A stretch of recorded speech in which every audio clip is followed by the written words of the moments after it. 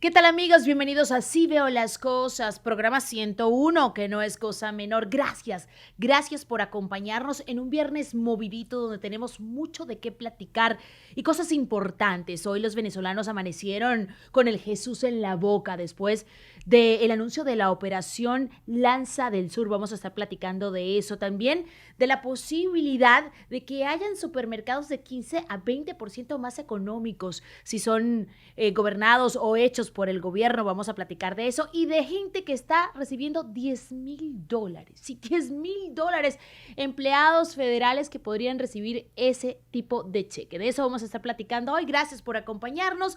Arrancamos de inmediato con la noticia que le está dando la vuelta al mundo por la implicación que tiene. ¿Podría ser una guerra? ¿Podría ser una invasión?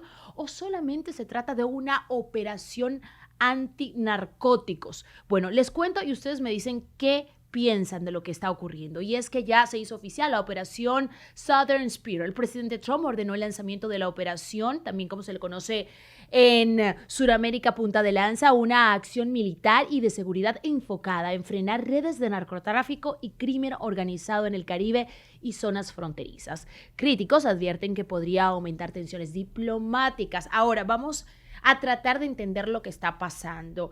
El secretario de Guerra, Pete Hegseth, dijo que van a poner mano dura en todo el continente para salvaguardar la seguridad de los norteamericanos. E inclusive dijo que no se había visto un presidente con una mano dura como la de Donald Trump desde la época de Roosevelt. Usted se acuerda de Roosevelt, ¿verdad? Es el presidente que estaba en los Estados Unidos precisamente en la época de la Segunda Guerra Mundial. ¿Qué implicaciones tiene eso? Bueno, en Latinoamérica hay todo tipo de especulaciones. ¿Qué puede pasar? ¿Será que Estados Unidos va a invadir Venezuela, va a derrocar a Nicolás Maduro?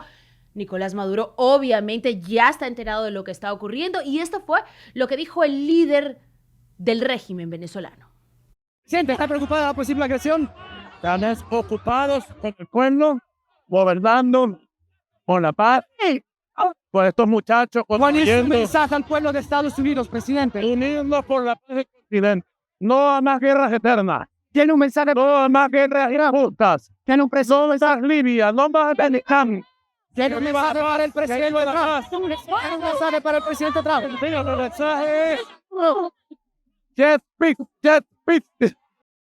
Sí, dice que paz es lo que se le entiende en un inglés un poco complicado de entender. Ahora quiero darle algunas cifras para que usted me ayude también a pensar qué es lo que está pasando realmente con el gobierno de los Estados Unidos. Recientemente movilizó el US Gerald Ford, el portaaviones más grande del mundo, precisamente a la costa norte de Venezuela y Colombia, en esa área del Mar Caribe. Tiene ya 15,000 soldados. Ahí están listos, además de 12 barcos, 8 de ellos considerados barco de guerra. Si ponemos en contexto lo que ha ocurrido desde septiembre, donde el gobierno de Estados Unidos ha bombardeado a más de 20 embarcaciones, más de 75 muertos después de esas operaciones antinarcóticos, obviamente pues tenemos que pensar qué es lo que viene, cuál es el próximo paso. Y estas son especulaciones meramente. Aquí nada está confirmado, solamente una operación militar de parte de los Estados Unidos antinarcótico. ¿Qué tiene que decir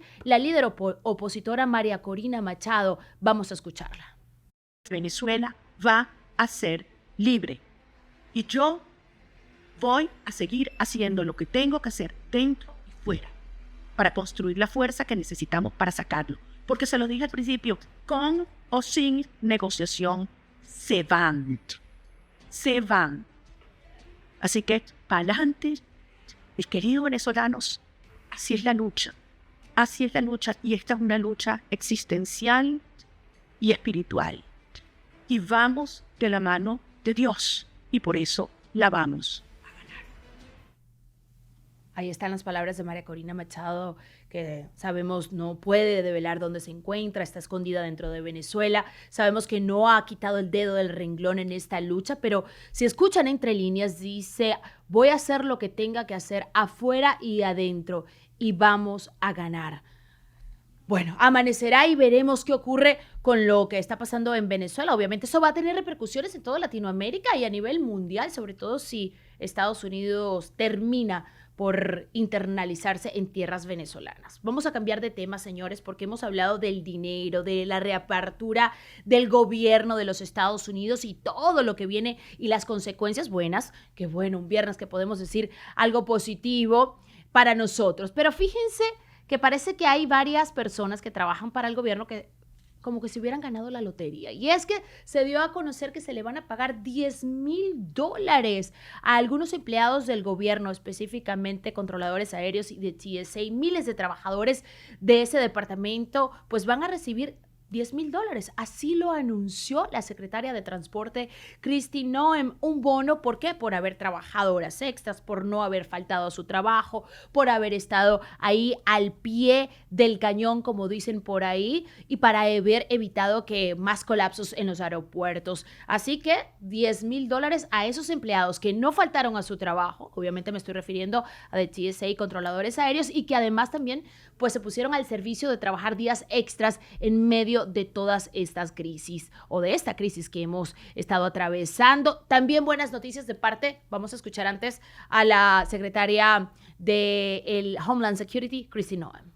But we will be looking at every single TSA official that helped serve during this government shutdown and do what we can to recognize that and help them financially with a bonus check to get them and their family back on their feet. So with that, Rico, I want to present to you a check and say thank you from the American people. Appreciate it. Ashley, thank you. Yes. And is Leo here? All right, Leo. Yo hubiera estado con una cara más alegre que ellos. Deberían estar contentos, $10,000, imagínate, como que si le hubieran pegado al loto.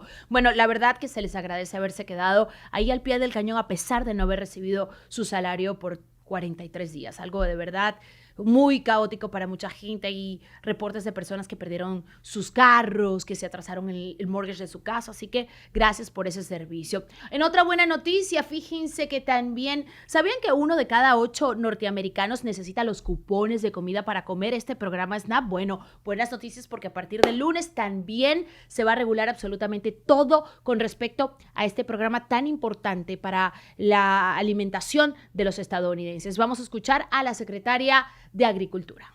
We are immediately last night began moving out, making sure that the program continues unabated starting once the government reopened.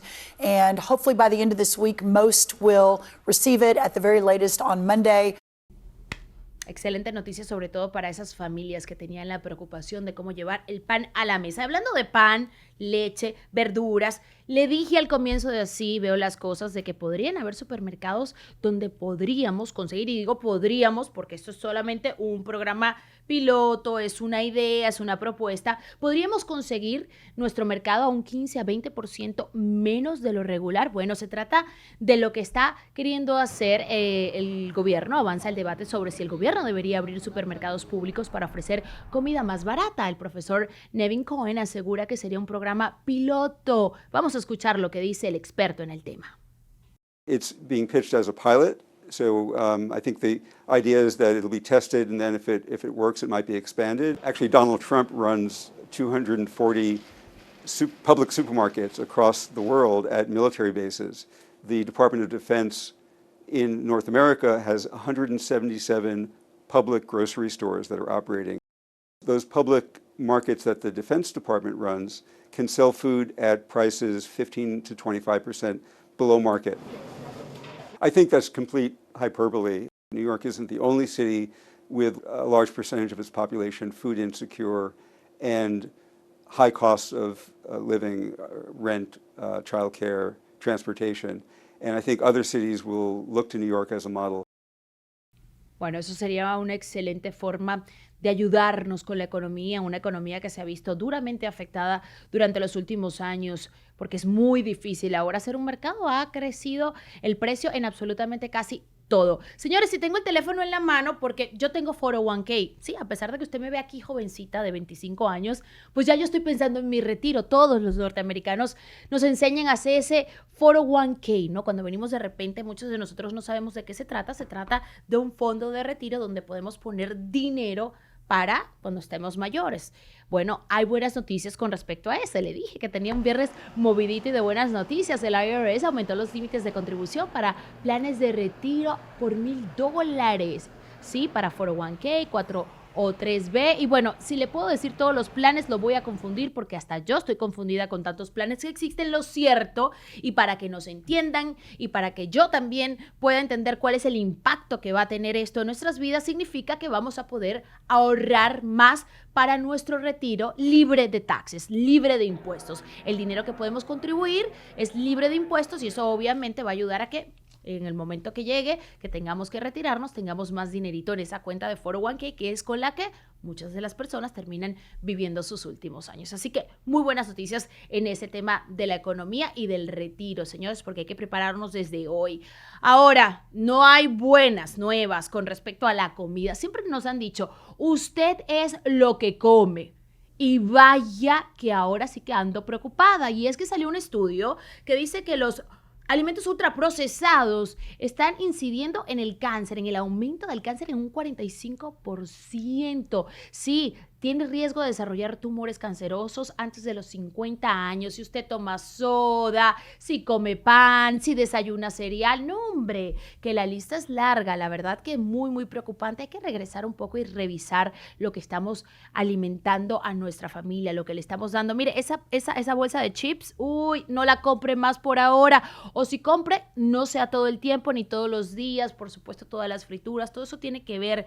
Hoy más que nunca sabemos el impacto de lo que significa una buena o una mala alimentación. Entonces ya tenemos que hacer decisiones más educadas acerca de lo que nos llevamos a la boca y sobre todo lo que le damos a nuestros hijos. Así que todo lo que es alimentos ultraprocesados, trate de minimizarlo. No lo va a eliminar porque es imposible. Vivimos demasiado rápido en este mundo, pero sí minimizarlo, ya saben, no cereal en las mañanas o no, por lo menos no todos los días, y también todo ese tipo de chucherías, de snacks, de panes, de bebidas azucaradas. Ah, y las que dicen sugar free, mentira, también tienen cosas procesadas que le hacen muchísimo daño a la salud, así que mucho cuidado. Vamos ahora hasta México, si le parece, y con esta terminamos en este viernes para que se me vaya contento, no sin antes ver la entrevista que tiene Jorge Ramos más adelante con una activista pro inmigrante que nos recuerda la importancia de la legalización, porque hoy estamos tratando de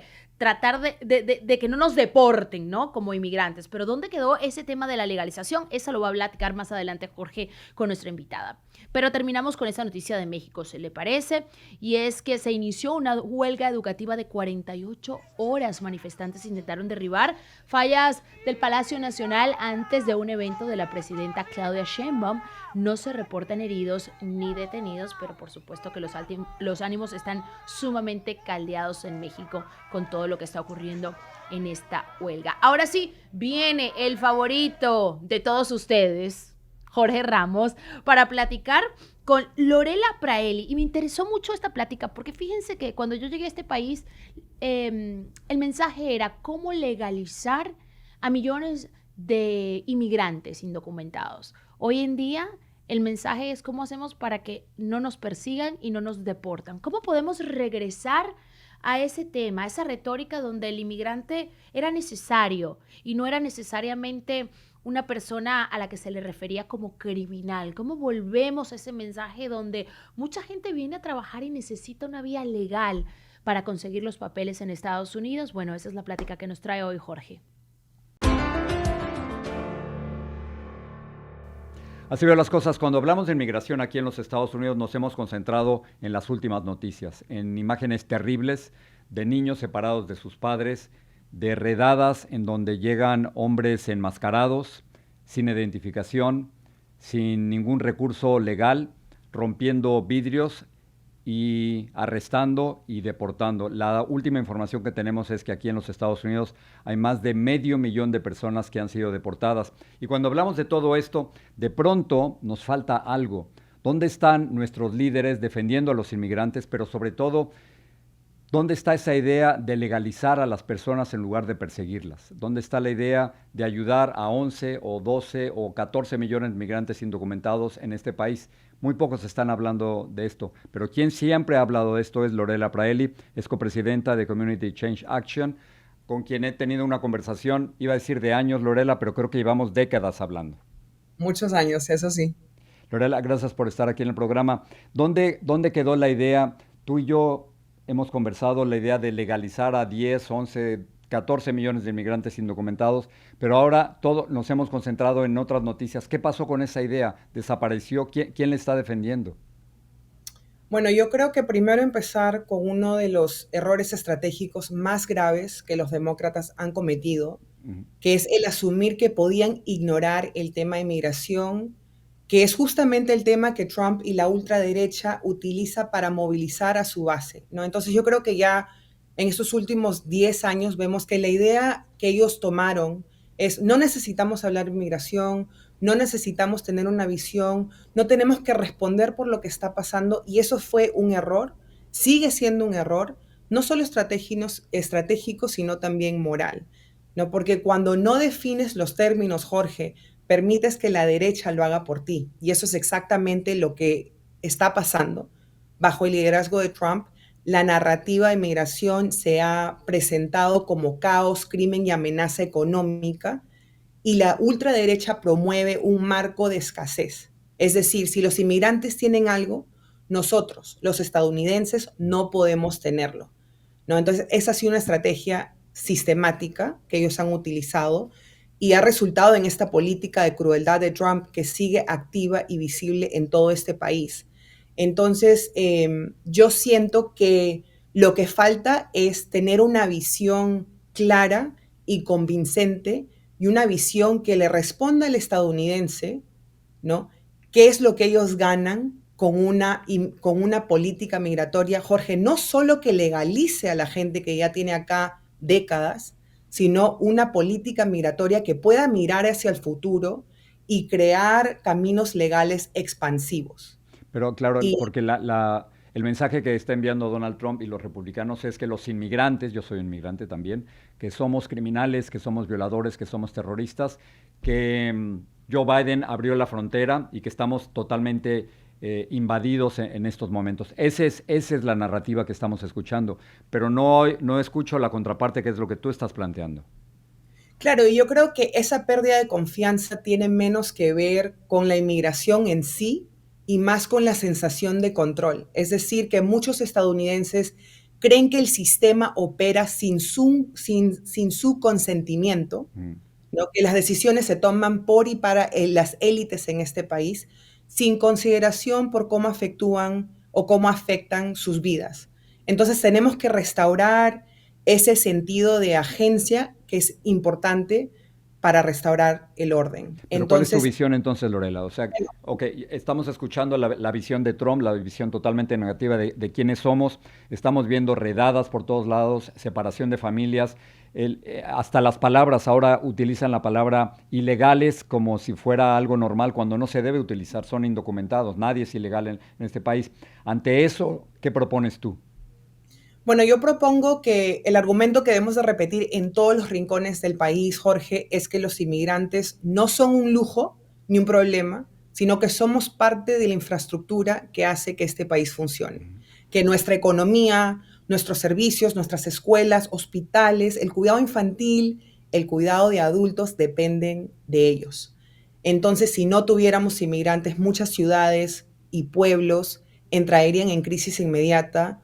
Fábricas no pueden llenar turnos, hospitales con personal insuficiente. Ya está pasando, está pasando en muchos lugares. Está pasando por todas partes de este país. Y no se trata de trabajadores versus inmigrantes, sino que se trata de que la inmigración es necesaria como infraestructura para vivir las vidas que nosotros aspiramos, ¿no? Para poder cumplir las promesas del bienestar, de educación y de seguridad que los demócratas bien sí plantean, que sin inmigración la economía frena, ¿no? Los servicios colapsan y las oportunidades disminuyen. Entonces, esa es la realidad concreta que todos debemos de reconocer y comunicar. Y también, Jorge, tenemos que hablar del orden, que yo creo que ha sido muy difícil para los activistas o los advocates como yo, ¿no? Sino que tenemos que restaurar esta confianza con la ciudad y el pueblo americano, que incluye a los latinos y al electorado latino en este país. ¿Quién está defendiendo a los inmigrantes? Yo recuerdo la época de Luis Gutiérrez, el congresista, que salía a hablar por todos nosotros, pero ahora no veo a nadie, Lorela. Dentro de los demócratas, ¿quién habla por nosotros? Yo creo que tenemos a muy pocas personas que todo el día o todos los días dicen yo voy a luchar y sacar pecho por los inmigrantes, lamentablemente. Y yo creo que ese es el error estratégico que ellos están cometiendo. Dentro de los demócratas hay algunos líderes que sí lo están tomando. Por ejemplo, yo veo al senador Padilla que trata de, ¿no? Y ha hecho unas confrontaciones públicas para llevarle más atención al tema. Y bueno, a través de este país, las organizaciones en los estados claves ahorita son las organizaciones que están pudiendo tratar de disminuir el trauma y el daño que se está causando por las políticas migratorias de esta administración. Pero no lo vimos bajo Biden, no lo hemos visto bajo Schumer ni bajo Hakeem Jeffries. Entonces, yo creo que también es importante que nosotros no esperemos que los demócratas salven el tema de inmigración, sino que debemos de recordarles a ellos que no va a ser suficiente con la comunidad latina nada más estar en contra de la política migratoria de Trump, sino que ellos tienen que ofrecer una visión nueva y actual, una visión moderna, y que lo pueden hacer. O sea que no basta criticar a Trump, ¿no? Yo estaba entrevistando a Zoran Mamdani hace unas semanas y él decía, no basta con criticar a Donald Trump, debemos proponer una visión optimista y entusiasta de lo que somos. Eso es lo que nos dices. Eso es lo que le digo, y que también no basta con legalizar a quienes llevan acá 10, 20, 30 años, sino que tenemos que imaginar un sistema migratorio con caminos legales amplios, ¿no? Y yo creo que eso a veces se hace difícil, pero podemos pensar en un país donde existan vías legales predecibles y accesibles para todas las personas que quieren contribuir, trabajar y vivir de manera ordenada en este país. Entonces, ser que nos equivocamos, Lorela, al pedir, gente como tú y como yo y como muchos otros, que nos equivocamos al pedir, como decía algunos intelectuales, la enchilada completa, y queríamos la legalización de 10 millones de indocumentados, y que no era por ahí, sino era ir aprobando poco a poco, que la estrategia, la táctica fue la equivocada. No, yo no siento eso, sino yo siento que las condiciones externas y políticas han cambiado, Jorge, ¿no? Y la inmigración también ha cambiado. Entonces, pero seguimos aún como que atados a una visión o a un framework del pasado. Entonces yo digo, sí tenemos que legalizar a las 11 o 12 millones de personas que están acá, que han estado acá por muchos años y han contribuido a este país y son parte de este país, como lo es mi familia.